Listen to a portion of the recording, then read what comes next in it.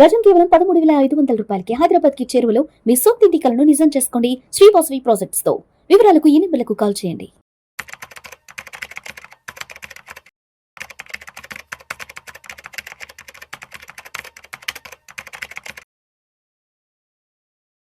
గిరిబాబు గారు నమస్తే సార్. నమస్తే అండి. Welcome to Vishnu talks. Thank you. Giribabu గారు, బంగారం వెండి ధరలు ఎంతలా పెరుగుతున్నాయో ఇవాళ పొరపాటున ఏదైనా న్యూస్ ఏమన్నా చూసారు అసలు? ఇవాళ అసలు లైఫ్ టైమ్ హై మళ్ళీ టచ్ అయిపోయింది. ఈ రోజు నా వాట్సాప్ స్టేటస్ అదే పెట్టాను నేను. So when silver was at $14, ఎవ్వరు ఒక్కరు కొనడానికి లైన్లో లేరు. కానీ ఇవాళ సిల్వర్ $60 అయ్యేప్పటికీ మొత్తం జనాలు క్యూ కడుతున్నారు. పొద్దున్న నుంచి నాకు ఒక 4 కాల్స్, సిల్వర్లో ఇన్వెస్ట్ చేద్దాం, సిల్వర్లో ఈటీఎఫ్లు కొందాం, సిల్వర్లో ఇన్వెస్ట్ చేద్దాం, పెరిగిపోతున్నాయి. నేను ఒకటే చెప్తున్నాను, మీకు ఎప్పుడైనా సరే పరిగెట్టే ట్రైన్ ఎక్కొద్దు, ఫాలింగ్ నైఫ్ క్యాచ్ చేయొద్దు. Right right. సో గిరిబాబు గారు, అయితే ఒక్కసారి అసలు ఇవాళ బంగారం వెండి ధరలు ఏ రేంజ్లో పెరిగిపోయాయి, ఇవాళ ఎంత పెద్ద బ్రేకింగ్ న్యూస్ అయింది ఒకసారి చూద్దాం గిరిబాబు గారు. భారీగా పెరిగిన బంగారం ధర 10 గ్రాముల మేలిమి బంగారం 1,41,000 పై మాటగా వెళ్తుందంట. దేశీయ మార్కెట్లో రోజు రోజుకు బంగారం వెండి ధరలు ఆకాశాన్ని అంటుతున్నాయి. హైదరాబాద్లో బుధవారం 24 క్యారెట్లు మేలిమి 10 గ్రాముల బంగారం ధర 1,41,150 రూపాయలకు చేరుకుంది. అటు వెండి కూడా పరుగులు పెడుతోంది. కేజీ ధర ఏకంగా 2,25,393 రూపాయల వద్ద వెండి కూడా ర్యాలీ తీస్తుంది. ఎందుకు సార్ బంగారం వెండి ధరలు ఈ రేంజ్లో పెరుగుతున్నాయి? మొన్న world gold council chief executive David ఆయన కూడా చెప్పారు, 2026 నాటికి బంగారం దగ్గర దగ్గర 1,90,000 నుంచి 2 లక్షలకు వెళ్ళిపోతుందని చెప్పారు. ఎందుకు ఇంత విపరీతమైన ర్యాలీ వస్తుంది? ఎందుకు దీనికి సంబంధించి ఇంత స్పెక్యులేషన్ నడుస్తుంది విపరీతంగా బంగారం వెండి గురించి అసలు? సో నార్మల్గా ఒక సొసైటీలో ఇన్వెస్టర్స్లో ఎప్పుడు కూడా ఒక రేట్ పైకి వెళ్ళిపోతుందనో లేకపోతే ఇంకా మనకు దొరకదనో లేకపోతే ఇంకోటో పెరిగేదాన్ని బాగా పెంచేస్తారు, పడిపోయేదాన్ని అలాగే పడేస్తారు. మీరు కోవిడ్ తర్వాత చూడండి, సెన్సెక్స్ 40,000 నుంచి 20,000 పడిపోయింది. 25,000 సెన్సెక్స్ రాగానే నెమ్మదిగా పోస్ట్ లాక్డౌన్లో ఉన్నప్పుడు మనము అందరం ఖాళీగా ఉండి డబ్బులన్నీ కూడా స్టాక్ మార్కెట్లో లిటరల్లీ చేంజ్ చేయడం మొదలుపెట్టేశాయి. ఆ టైంలో ఇండియా మొత్తం, ఇంకా చెప్పాలంటే ప్రపంచవ్యాప్తంగా అందరూ లాక్ అయిపోయి ఇంట్లో కూర్చున్నారు కదా. కానీ ఏవియేషన్ స్టాక్స్ అంటే విమానాశ్రయం సంబంధించిన షేర్లు, సినిమా ఇండస్ట్రీ షేర్లు, అసలు ఒకటేంటి, ప్రతి ఒక్క కంపెనీ వాళ్లకు బిజినెస్ ఉందా లేదా, లాభం వస్తుందా లేదా సంబంధం లేకుండా విపరీతంగా పెరుగుతూ వెళ్ళిపోయాయి. అంటే ఏంటంటే too much of money chasing two little goods, price will increase. ఇది ఆర్థిక సూత్రం ఇది. అంటే ఎప్పుడైతే చాలా డబ్బులు కొంచెం వస్తువుల్ని చేజ్ చేస్తూ ఉంటాయో అది ధర పెరుగుద్ది. అది అప్పుడు అయిపోయింది. అది అయిపోయి ఆ ర్యాలీ 4 సంవత్సరాలు చూసాం మనం, 2020 నుంచి 2024 సెప్టెంబర్ వరకు. ఎప్పుడైతే ట్రంప్ ప్రెసిడెంట్ ఆఫ్ యూఎస్ఏగా ఎన్నికయ్యాడో అక్కడి నుంచి నెమ్మదిగా ఈక్విటీ మార్కెట్స్ మందగించడం స్టార్ట్ అయిపోయినాయి. అండ్ జనాల దగ్గర డబ్బులు విపరీతంగా ఉంది. రియల్ ఎస్టేట్ డౌన్ అయిపోవడం వల్ల ఆ డబ్బులన్నీ కూడా ఫైనాన్షియల్ అసెట్స్లోకి, సేఫెస్ట్ అసెట్స్లోకి, లిక్విడ్ అసెట్స్లోకి మూవ్ అవుతున్నాయి. అర్థం చేసుకోండి, financial assets, liquid assets, safest assets move అవుతున్నాయి. ఎప్పుడైతే ఈక్విటీస్ తగ్గిపోవడం వల్ల, రియల్ ఎస్టేట్ పడిపోవడం వల్ల. అంతకుముందు రియల్ ఎస్టేట్ డౌన్ అయినప్పుడు డబ్బులని ఫస్ట్ ఈక్విటీకి వచ్చాయి. ఈక్విటీ డౌన్ అయిపోతున్నప్పుడు ఈక్విటీ నుంచి తీస్తున్నారు. ఇవాళ మార్నింగ్ కూడా ఇంకొక న్యూస్ చూశాను నేను, ఆల్మోస్ట్ ఈక్విటీస్లో దాదాపుగా 8.5 lakh crore ఎంతో విత్డ్రా చేశారు. ఎక్కడ పోతున్నాయి అవన్నీ కూడా? ఏవైతే పరిగెడుతున్నాయో ఆ పరిగెట్టే ట్రైన్ని క్యాచ్ చేయడానికి ట్రై చేస్తూ ఉంటారు, ఫాలింగ్ నైఫ్ పట్టుకోవడానికి ట్రై చేస్తూ ఉంటారు. సో నేను అందరికీ చెప్తున్నాను, పరిగెత్తే ట్రైన్ ఎక్కొద్దు, కింద పడతాం, సీట్లు దొరకవు అందులో, ఆగిన ట్రైన్ ఎక్కండి. సో స్టాక్ మార్కెట్ బాగా పడిపోయిందా, ఇన్వెస్ట్ చేయండి. Bad time is a good time. Entry opportunity ఉండాలి కదా.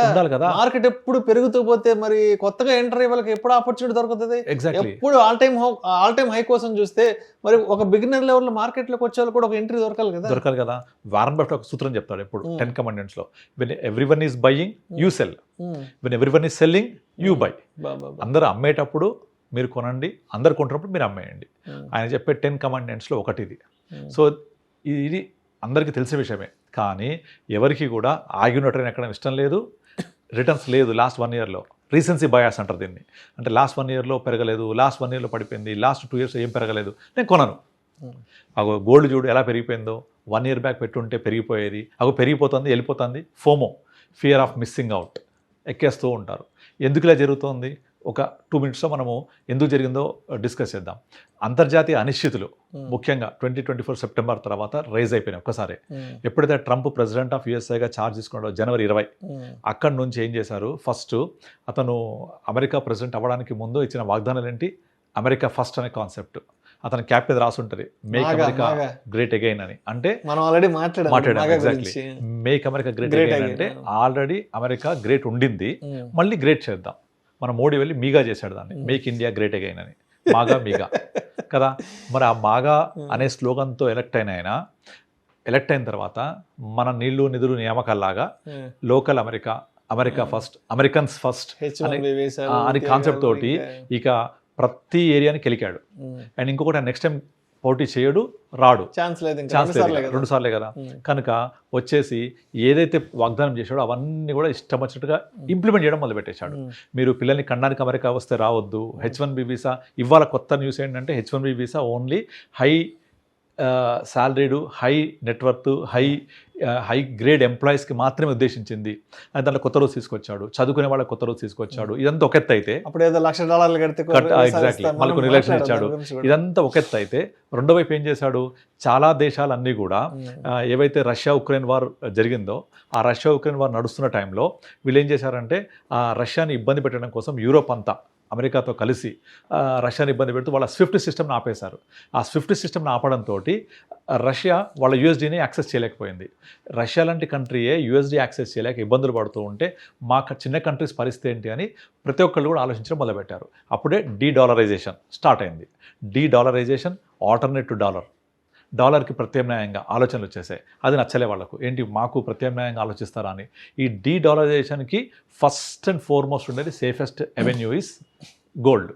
అందుకే మీరు కనుక హిస్టరీ చూస్తే 2013 నుంచే చైనా వాళ్ళ దేశంలో అడ్వర్టైజ్మెంట్ చేయడం మొదలుపెట్టింది. అందరూ గోల్డ్ కొనుక్కుంటూ ఉండండి, మీ యొక్క సేఫెస్ట్ ఇన్వెస్ట్మెంట్ లాగా ఉంటుంది, మీకు బాగుంటుందని అక్కడ ఉన్న ప్రజల్ని ఎంకరేజ్ చేయడం మొదలుపెట్టింది చైనా. మీరు చూడండి మీడియాలో ఉంటుంది. 13లో అంటే 12 సంవత్సరాల క్రితమే చెప్పింది, అలర్ట్ చేయడం మొదలుపెట్టింది. అలాంటి చైనా 2020 తర్వాత ఎప్పుడైతే ప్రపంచమంతా చైనాని ఏకాకి చేయడం మొదలుపెట్టారో ఈ వైరస్ గురించి, ఇక చైనా ఇదంతా డీడాలరైజేషన్లో ఫస్ట్ ఫ్రంట్ స్టెప్ తీసుకున్నారు వాళ్ళు. ఇక గోల్డ్ని విపరీతంగా కొనుక్కుంటూ పోవడం మొదలుపెట్టారు. అయితే వాళ్ళు కొనమే, అమ్మడం జరగదు, ఎప్పుడు జరుగుద్ది తెలియదు. సో ఎప్పుడైతే కోవిడ్ టైంలో లిమిటెడ్ నెంబర్ ఆఫ్ స్టాక్స్ అని అందరూ నాకు కావాలని చేస్తే ధరలు పెరిగాయో, అదేవిధంగా అందరూ గోల్డ్ అన్ని కంట్రీస్ చైనా మేజర్ పార్టిసిపేషన్ తోటి కొంటూ పోతూ ఉంటే గోల్డ్ సప్లై ఎప్పుడు కాన్స్టెంట్గా ఉంటుంది, విపరీతంగా దొరకదు మనకు. ఎప్పుడైతే సప్లై కాన్స్టెంట్ ఉంటుందో, అందరు కావాలని చేస్తారో, ఆటోమేటిక్గా ప్రైస్ ఏమవుతుంది, పెరిగిపోతుంది.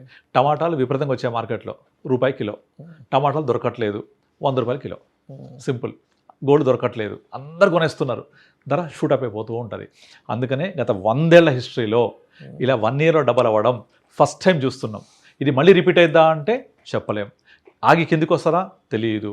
కనుక ఇలాగే పెరుగుద్దా అంటే పెద్ద క్వశ్చన్ మార్కు. కనుక దీన్ని మనం చూస్తూ వెయిట్ చేయడమే తప్ప దీన్ని మనం కొనేసి దాన్ని క్యాష్ చేసుకుందాము అంటే చేతులు కాలుతాయి. కానీ నాకు గనక ఇన్వెస్ట్మెంట్ చేస్తే రిటర్న్స్ రావాలి అనుకుంటే ఈక్విటీ మార్కెట్ చాలా డౌన్లో ఉంది ఇప్పుడు, lot of opportunities available there. కళ్ళు మూసుకొని ఈక్విటీ మార్కెట్ ఇన్వెస్ట్ చేయండి. ఇన్వెస్ట్ చేస్తే కోవిడ్ తర్వాత మళ్ళీ అలాంటి ఆపర్చునిటీ ఇప్పుడు కనపడుతుంది క్లియర్గా. Next 3 years India's growth story, India's economy, India Viksit Bharat 2040 చూడబోతున్నాం. So next decade is India's అని చెప్తున్నారు. నెక్స్ట్ శతాబ్దమే ఇండియాస్. యూరోప్ నుంచి అమెరికా నుంచి ఏషియాకి పవర్ ట్రాన్స్ఫార్మ్ అవుతోంది.